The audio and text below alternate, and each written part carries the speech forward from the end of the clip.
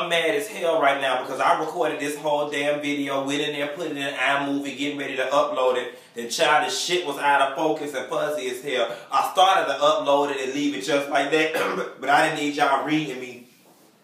Y'all, this exhausting ass season of the Housewives of Atlanta has come to an end, and you know what? I'm actually glad I had to re-record this video because my energy level is up because I was exhausted after watching this episode with all the tea, all the shade, and all the drama. But let's just get right on to it. The scene with Kandi, Riley, and Block. Is it me or was y'all uncomfortable too?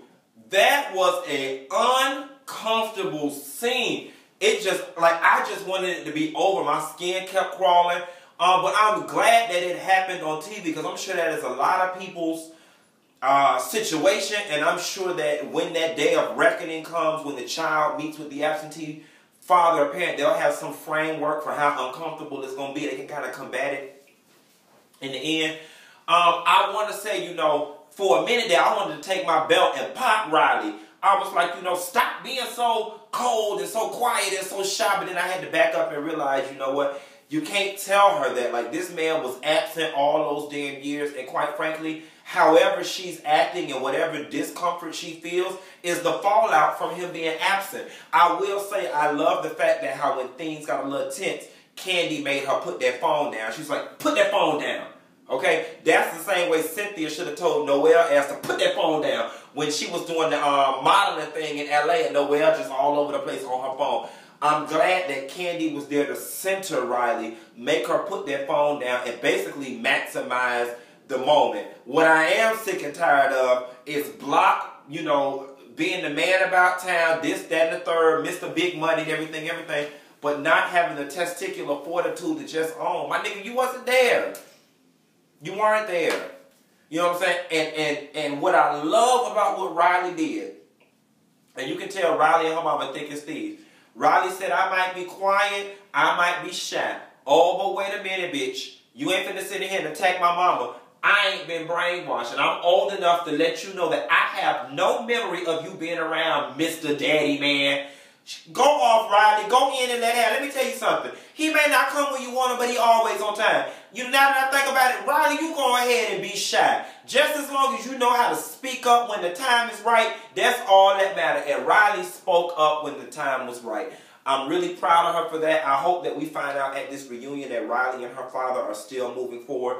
One thing I learned from watching the Yana Van Zandt, it is too late for them to have a father-daughter relationship. That ship has sailed. But it is not too late for them to start a relationship as two adults. You know what I'm saying? And perhaps they can form a friendship because that's all it'll ever be at this point.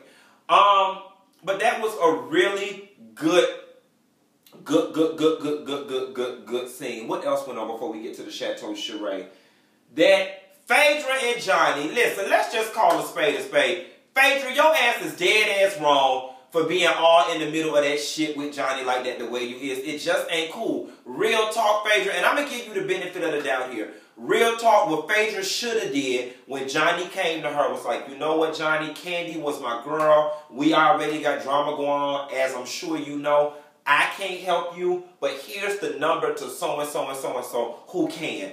That should have been the extent of Phaedra's involvement. You going with him, you jotting down notes, you going with him to follow up appointments.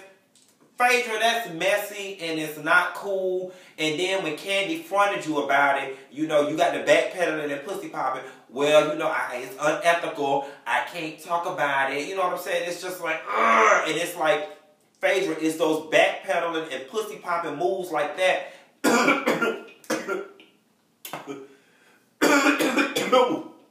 We're down the wrong body. Phaedra put a root on me. It's the moves like that, Phaedra, that got people looking at you silly.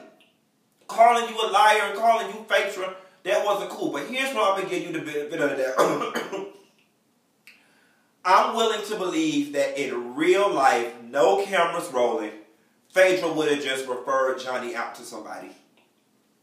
But because we are making a show here, and we're scrambling to create scenes and to create storyline and to create drama, I'm sure someone got to you and said, you know what, this would be a good angle for the show, and you only did it for the show. I'm hoping, because if not Phaedra, that's kind of low down. But let me ask you this, because Phaedra's rebuttal could be Kandi and Todd knew that girl was coming to that party. Y'all drop that in the comments and let me know what y'all think. Do y'all think Kandi and Todd knew that girl was coming to that party? I personally do not feel like Kandi knew that girl was coming to that party. Did Todd know that girl was coming to that party?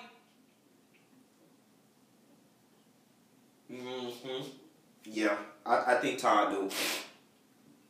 I think Todd knew that girl was coming to that party. I think he knew. I think he knew that girl was coming to that party. And that's just a whole nother convoluted situation that we're going to have to get into at this reunion. Let's just get into the main event. Chateau Shereé, baby. Housewarming. Yes, God, honey. Miss Shereé finally finished that damn house. Y'all, I got to go back out there and close out the iconic Chateau Shereé exposés with one final Chateau Shereé expose. Now, so I got to find out if this good wood, honey, and if the answers is still down there at the bus stop on the busy route, okay? The answers, the answers. I got to find out if the answers is still out there, and then knock on the door and see if Shereé answer. Y'all, Shereé and I have run into each other on multiple occasions, and we've talked about how iconic it would be for us to do, you know, an interview, and she agreed, and we're going to sit down and do it. We just have not, either one of us have cared enough about it to make it happen. I'm going to see if I can make it happen after this 4-part reunion. At least I got 4 more weeks to get it all done. But this damn housewarming, I must say, I'm glad Shereé got that damn house done. I am, and when you hear her go on and on and on about how I did this on my own without a man, I kind of get why she felt the need to complete the project, despite the fact that she had already sunk so much money into it. Had she not finished, she would have lost all that money. But she was, you know, I did this without a man. I mean, well, Shereé, before you got your peach back now, let's not pretend like, you know, you ain't getting $200,000 a year from Bob pension. You know what I'm saying? So, I mean, you know, indirectly, Bob helped you pay for that house. I'm just saying, finished or not, you know, it still was with Bob money. But I get it. When you ain't graduate high school, you didn't go to college, you had failed business ventures, or some business ventures you could never get off the ground. I get why at Shereé's age it is very important to complete something. Everybody want to feel like they accomplished something. And I will say this, as much shade as I just threw in the prior 2 sentences, the bitch don't accomplish more than motherfuckers with 2 PhDs, JDs, MDs, and any other D. So hats off to you, Shereé, because let me tell you something. You might not have got it on the front end, but you got it on the back end, bitch, and you did that. So I am happy that you did do it. But now that you did it, baby, you need to sell it. Shereé, what you gonna do with that big ass house? It ain't like your kids grew up. They're like, when the world it gets overwhelming, I can go back home to Miami, Florida right now to the very room that I grew up in and recharge my spirit. The same crickets that was there when I was 7 years old, them same crickets outside that window. They have the same raccoons, everything out that window. Your kids didn't grow up in this house. This house has no sentimental significance to your children. Cairo was out of the house, and most time boy children never come back home. Tiara is good and grown, and Callie is, you know, on her way to college pretty soon. What do you need with all this damn house, Shereé? I mean, quiet as it's kept. I don't know what the hell they paying y'all at Housewives, but I know how much y'all spending. And at the rate in which y'all you burning through money like that, girl, are you gonna be able to sustain this long term? I mean, that house look like it got $10,000 alone in just upkeep monthly, lights, landscaping, water, like pressure cleaning. That's a lot of damn house. I mean, and maybe you'll find a lot of damn men who can help you with a lot of them damn bills.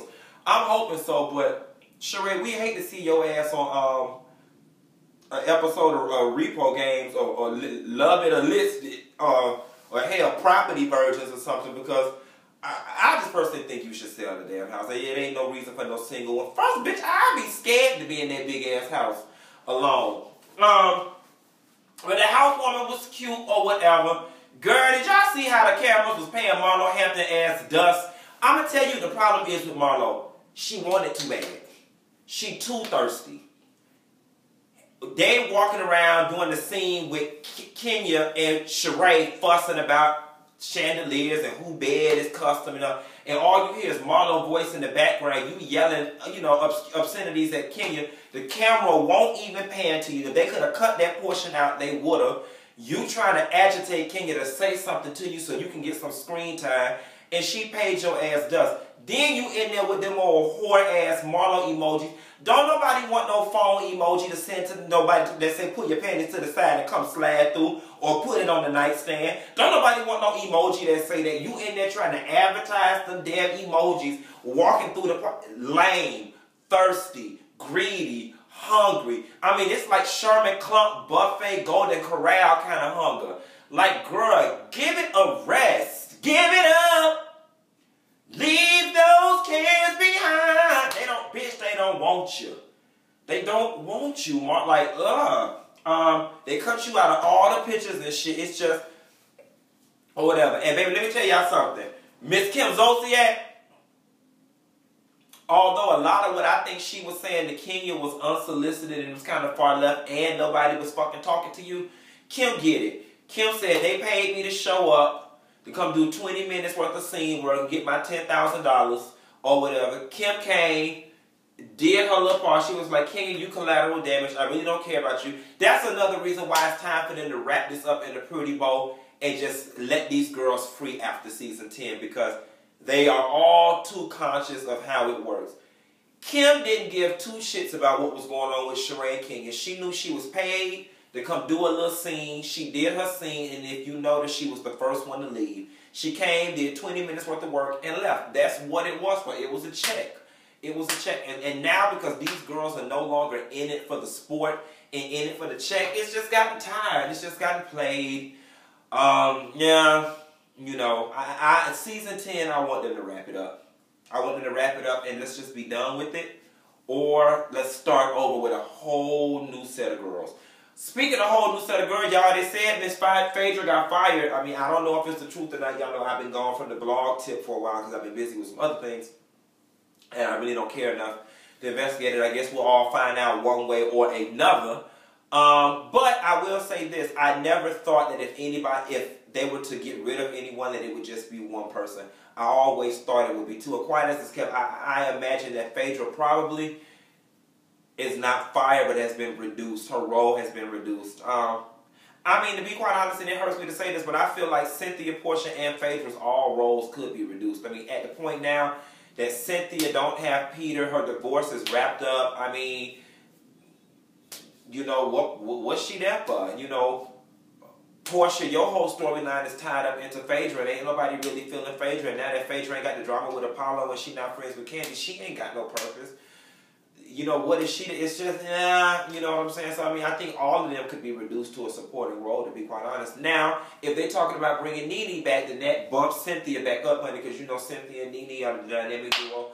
But anyway, y'all, that's all we got to get into this 4-part-ass reunion, which they did not need 4 parts. Let's just pray to God that they got to the editing room and it was so much damn drama they couldn't condense it into 3 and it had to be 4. But I got a feeling, as with the other reunions, 2 of the parts going to be shitty as hell.